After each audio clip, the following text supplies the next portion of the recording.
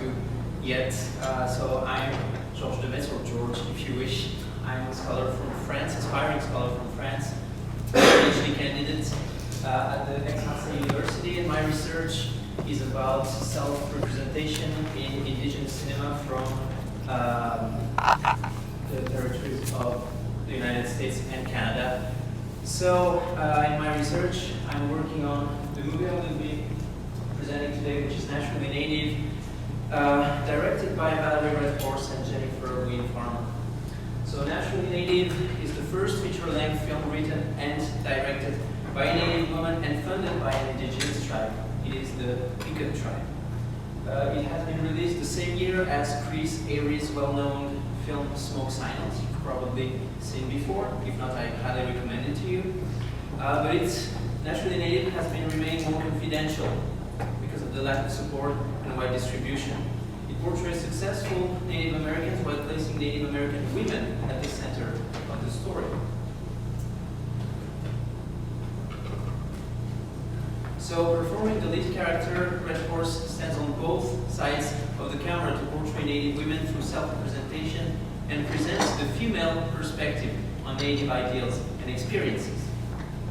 Naturally Native opens with a statement about the assimilationist policy of the U.S. government against Natives, which included adoption of indigenous children, and we learn that the protagonists of the film were adopted in 1972 after the death of their mother due to alcohol problems. And yet, despite this dark introduction, Redhorse's work is strongly positive as we discover the three sisters, Vicky, Karen, and Tanya, reunited again as adults. So, Redhorse presents an optimistic and joyful image of a pool party celebrating Karen's MBA graduation. Vicky's family and a few friends are gathered in the large house in a residential area where Vicky lives with her husband Steve and their two children, Derek and Courtney, but her two sisters, Karen and Tanya. So we have here the family, as you can see. So Karen sits, you have the two sisters, Vicky wears the long dress and then the white shirt. You have Tanya. Their friend Craig, which is non-native, stands here on the left. You have Steve holding the camera. So this is the family. This is the family that will be following up the entire movie. So, raised outside of any Native community, the sisters have all experienced assimilation and live in a multicultural world, but each of them maintains a particular relationship with their cultural heritage.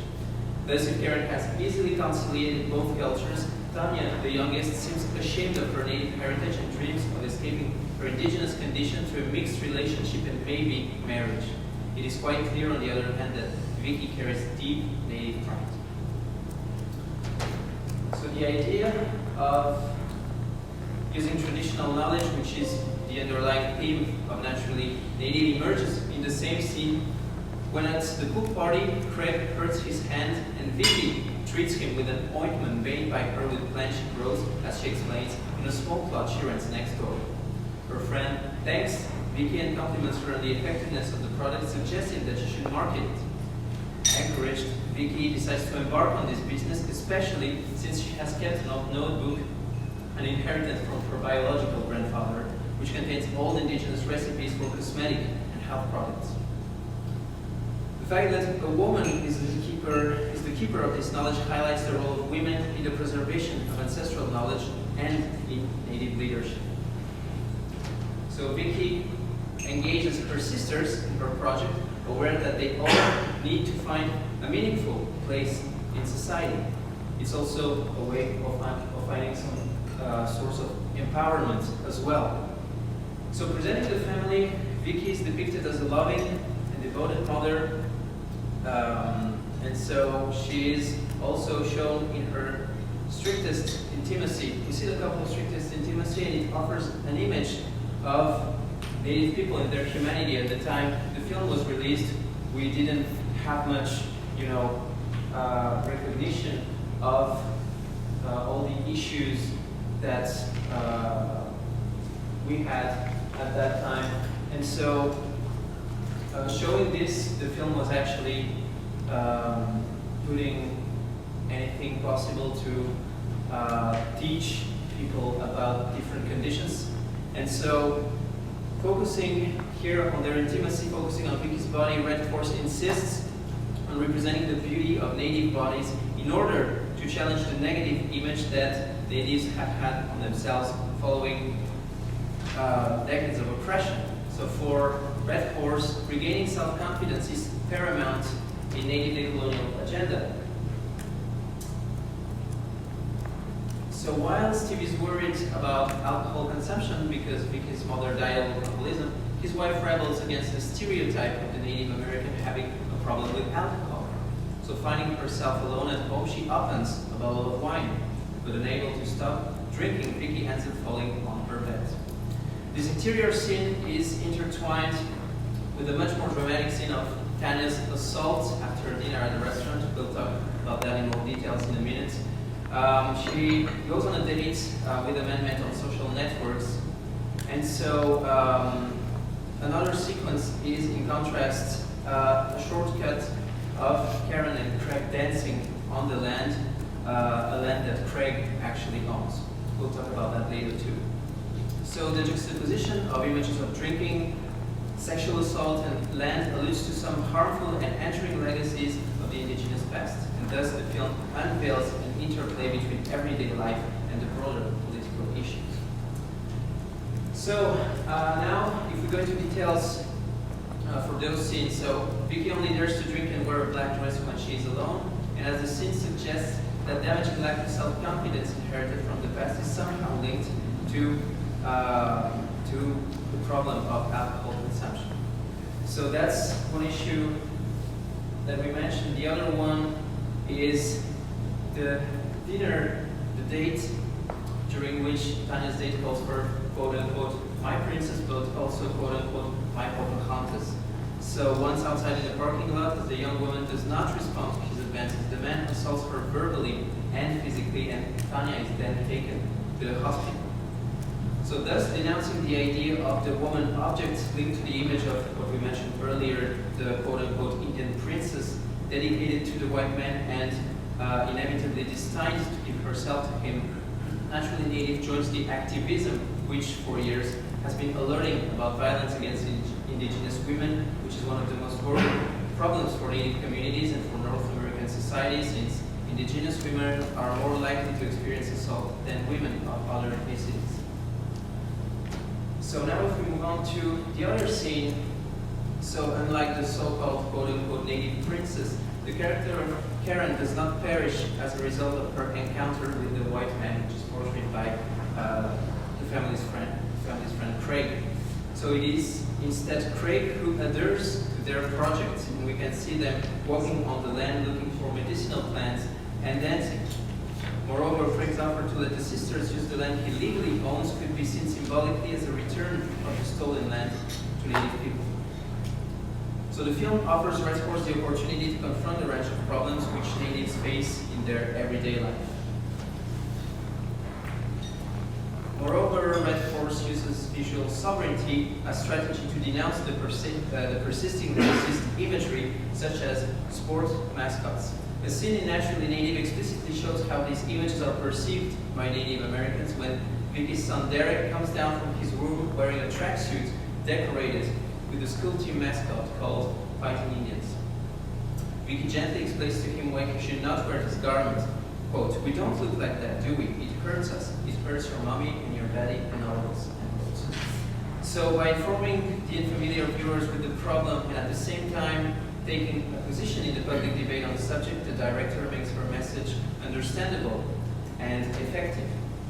Seemingly, by showing dream catchers in Vicky's home, Red Horse reminds that these often trivialized artifacts are not decorative arts and crafts, but hold a deep spiritual meaning for indigenous people.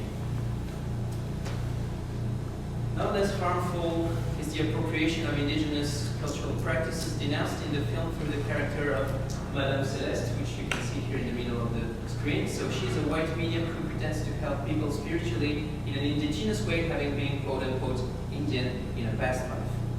Madame Celeste offers the sisters to perform a traditional ceremony for the clients of hers, but then Vicky gets carried away, declaring that this kind of ceremony is not marketable.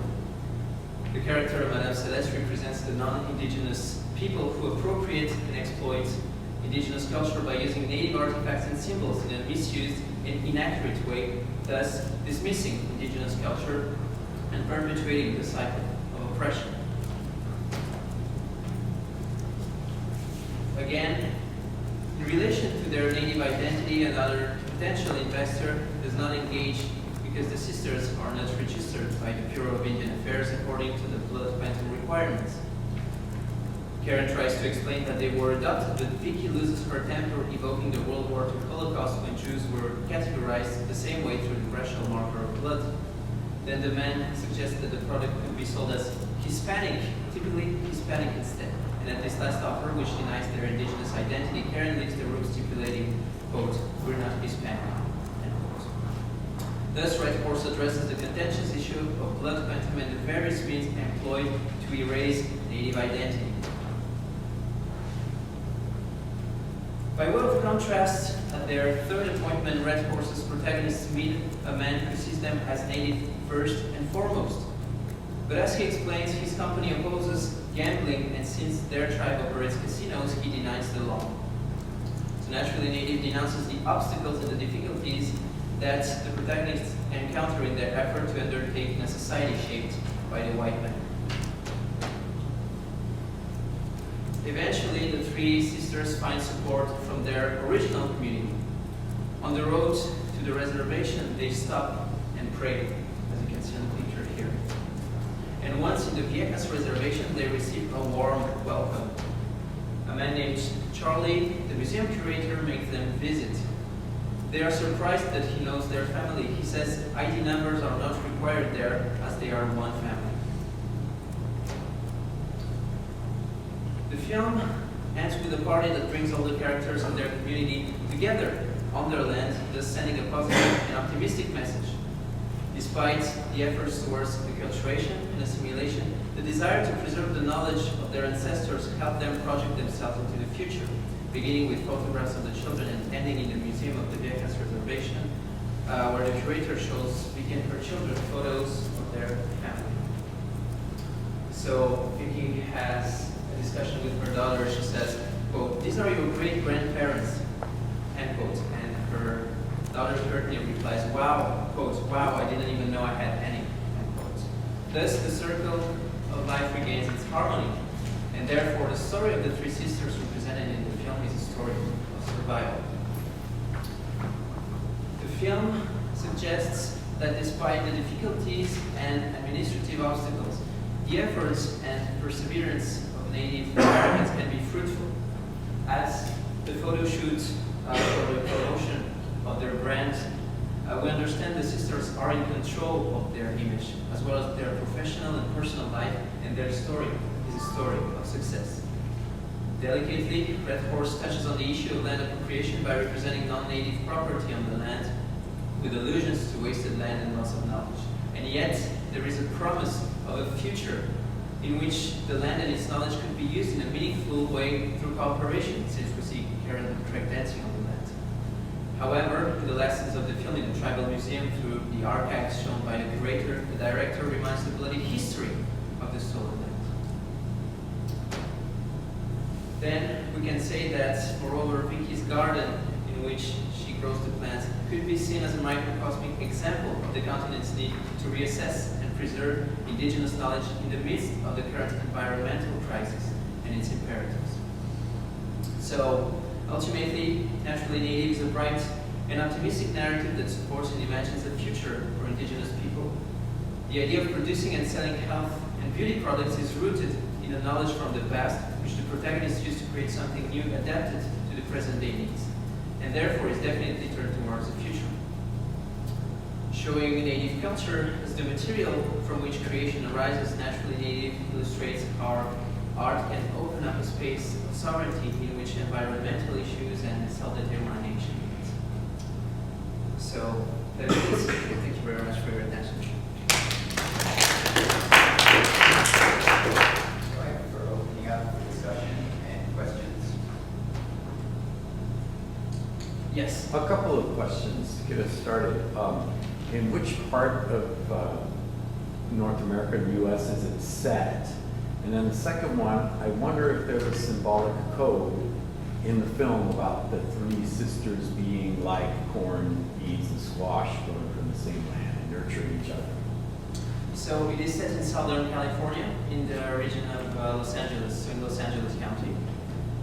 It's in the Los Angeles County. I'm sorry, I'm going to ask you to repeat the second question. Oh yeah, I wonder if there's a symbolic code in the film about how the three sisters are like corn, beans, and squash, how they grow from the same land and can nourish each other. I'm not sure it's explicitly shown, but indeed you could see that as this image. Yes, indeed. Yes, I would agree. Yeah. I actually teach this film in my class. Really? Yes. And for just a note for you, to add to your knowledge, there are a number of things encoded in this film. The film department where Vicky, not Vicky, the young girl, Tanya was raped. That actually was something that Valerie brought in a case where a woman, an Inuit woman, was raped in full daylight she's Inuit, so in her village, there were people who saw it, just like in the film. And just to cut it short, the girl who was raped, when we found out she was Native, she was locked up, going to trial, flying from Lower British Columbia, all the way over to Ottawa. It took them 7 days to get her there, and each night they put her in prison. And when they watched her on trial, they put her in a car with the man who raped her. So that embedded in that was all of that stuff historical. What year was the actual event? I don't know offhand. I mean, I do know, but I didn't come here knowing I was going to tell you this. So I think it was somewhere around 1993, possibly. But I can find out. And another film I would recommend that you look at is Dance Me Outside. I've heard about it, I never got the chance to Look at it. It's online, I believe. I have a lot of issues finding in France. Some movies are blocked on Amazon, for instance. Yeah. So that's my biggest issue, actually, back home. Finding the movie that. I think it's on YouTube. Okay. So that has a lot of embedded stuff that has historical things going on, including the Marshall II issue. No, not Marshall II. In Saskatchewan, the Twilight Tours, which some of you may be familiar with. So if you want to look at that. Thank you. Yes. You know, I didn't catch you're in literature instructor. So it's more English as a foreign language, so we don't really have an indigenous studies program back home. So yes, I have a background in English language, so it's more analysis of the films in the narrative context. So. You know, I find these films problematic, I find them triggering. So the question is, how do you show this in such a way as to help those who have had different situations like this? How do you address that? In what way can this be culturally safe? So you mean how does this movie, how does this one How do you vision- teach that to a group that can be culturally safe? What exactly do you mean by cultural? Well, I'm talking about this as a triggering set of activities against indigenous women. Yes. And when indigenous women experience it and are triggered and traumatized Yeah, absolutely. by So, this, yeah. the question is, what do you do about your consciousness of the awareness that in the audience will be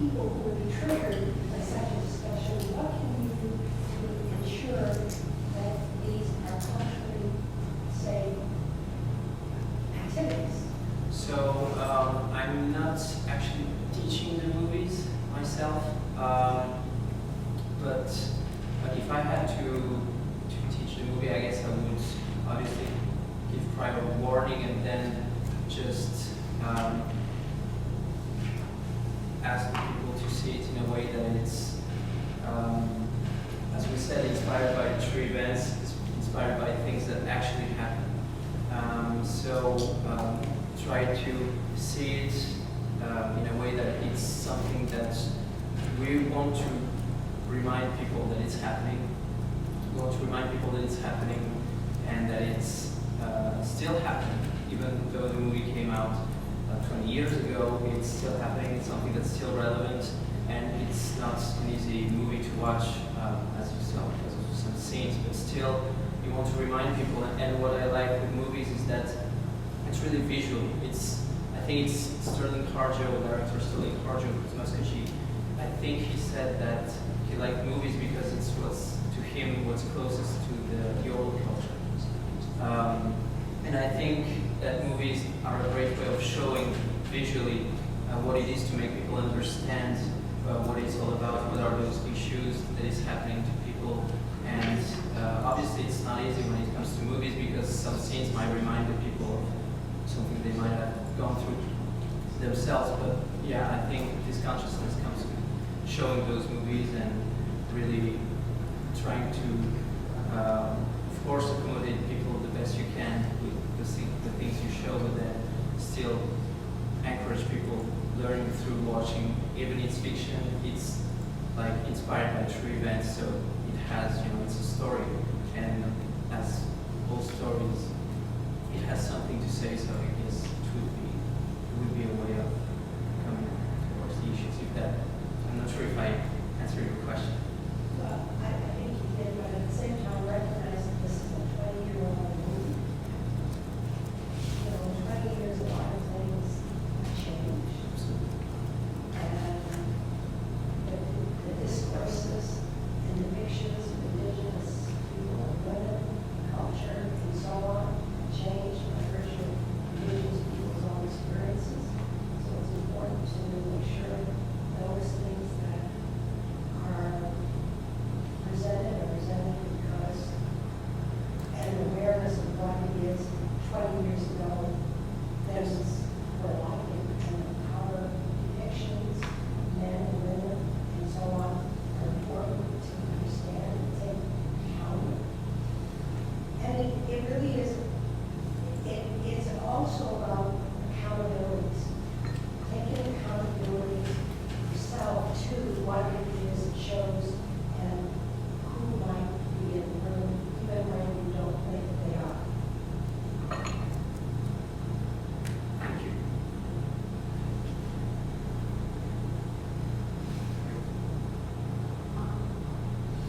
If you don't mind, just add to your answer, and because I do teach some of this stuff and movies, and as a European, that's a different perspective, right?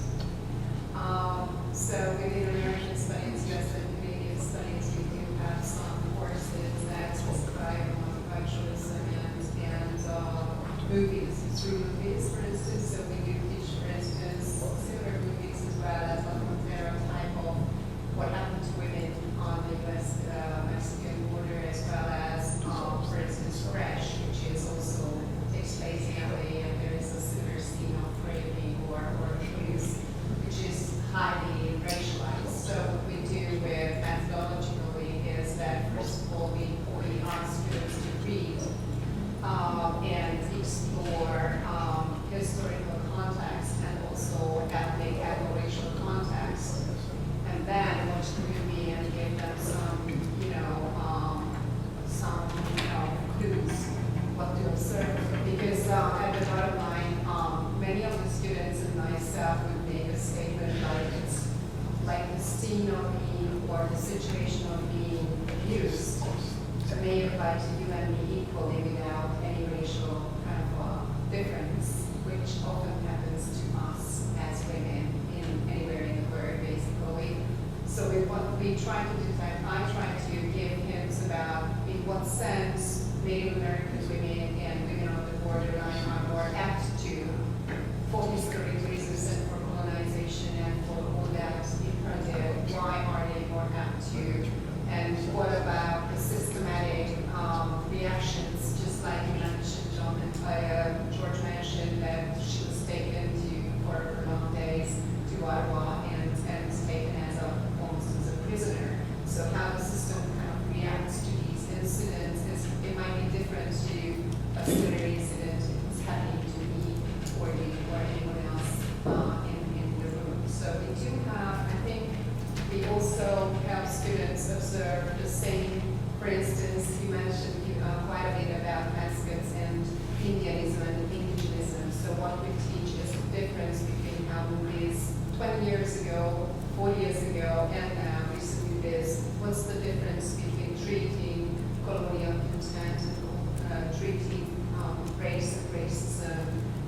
regards to the gender line, with regards to LGBT line, whatever. So I think there is a major, massive amount of study and new methodology in teaching overseas, and we also observe teaching methods in Canada. I did learn quite a bit from Georges Medts.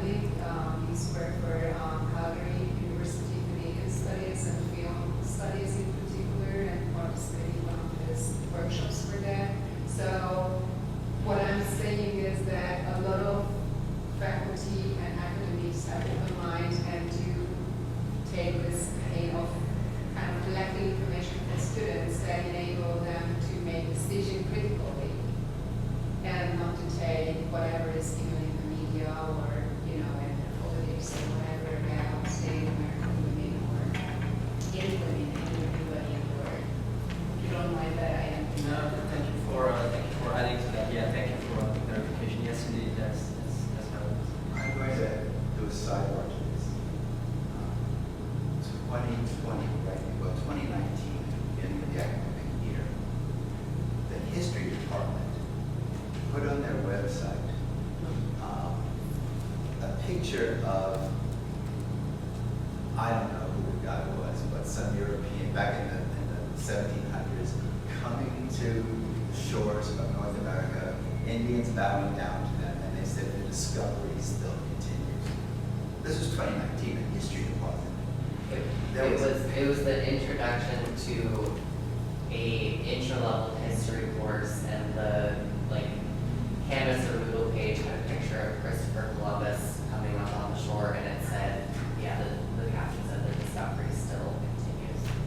When The history department. When the building, the Native American Studies building opened up, it has a huge rotunda, and without really anybody knowing, I'm sure some people did, the art department, the head of the art department, had brand new building, Native American Studies building, had their students create a recreation of Rome, taking up the whole rotunda, and I was teaching some course then, maybe contemporary issues of Native Americans, and we walked in there, and these were part of the colonizers coming down, and I went to my class, I said, something's wrong with this picture, and we colonized Rome.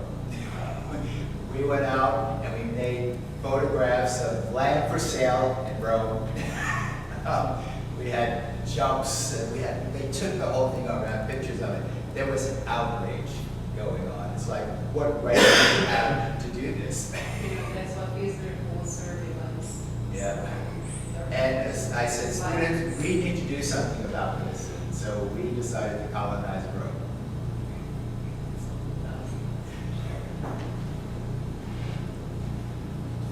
So the thing is, this stuff still goes on, and people don't even realize it by doing stuff like this. And then 2 years later, they did ask, as a result of that, they wanted to recreate a mortuary area in the rotunda. And we said, no, this is not going to happen.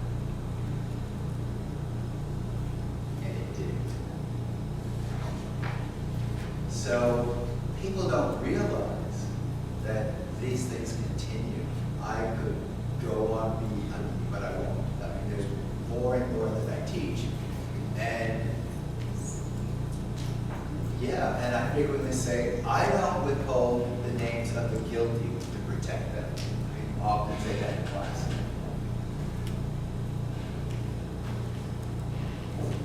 Other questions? Discussion? It's nice that we're getting into good discussions. So, anything else? Thank you. Thank you very much. Thank you. All right, we're going to have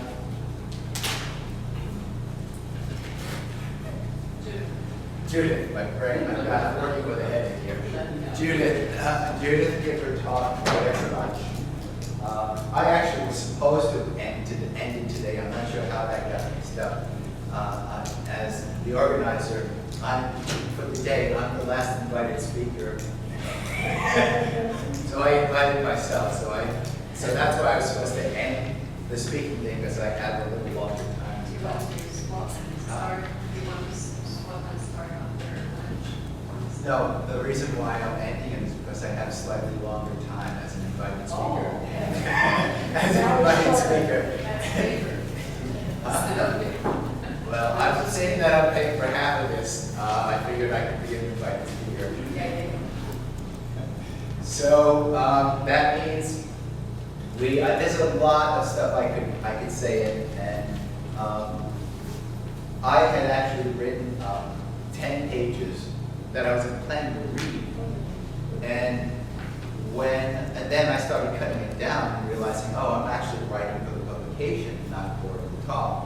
But frequently, when I am in a space like this, I often have prepared a talk, and then I get the sense of or feel of the people in the room, and I just throw the notes away, the writing away, and just talk, and that's what is going to happen this afternoon. I'm going to talk and try to integrate some of these things into what I'm talking about. When I was growing up, I never wanted to have anything to do with politics. I did not like that. And then as I got into college, I realized I could not avoid it. I wound up becoming a political anthropologist and analyzing law and treaties. And they actually used some of my dissertation in the Royal not the Royal Proclamation, the thing that they did back in the 90s. I can't remember what it was. Huh? Yeah, they used some of my dissertation. They asked me. And I was in the middle of political discourse, that too. And I realized it's difficult to separate language issues from politics. They're no matter how you do it, they are intertwined on some level or another. And the more I got into things, the more political I got. And I've gone through 20 years of battle at the university, and they keep losing. And that's what frustrates them. They have no idea what experience I have. Those battles. I went against a huge university, 20,000, that went to court. The lawyer said he'd never seen anybody prep a case like this. And they thought I was going to go after them on racial issues. And there was one thing that they wrote that said I was too young for the job when I was 4 years into the job when they had hired somebody younger than me. I went on age discrimination. They weren't prepared for that. And they crumbled. And like I said, they don't know the kind of strategist I can be and how I can maneuver things around. But anyhow. So, we've got a slightly longer lunch break. Enjoy it. We'll see you after lunch. 1 o'clock.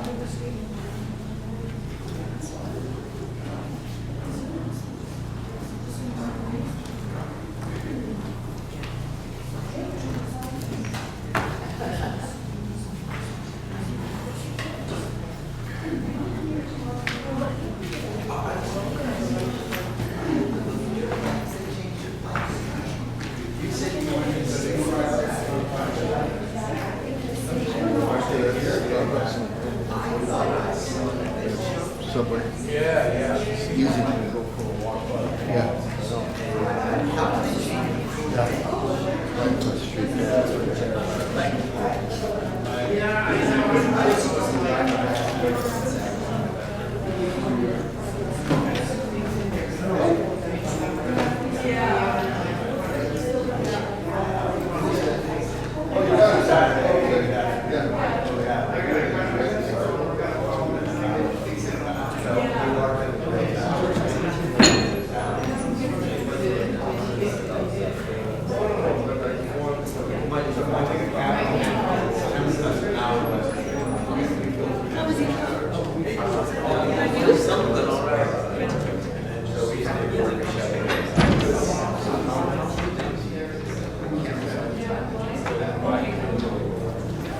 Lands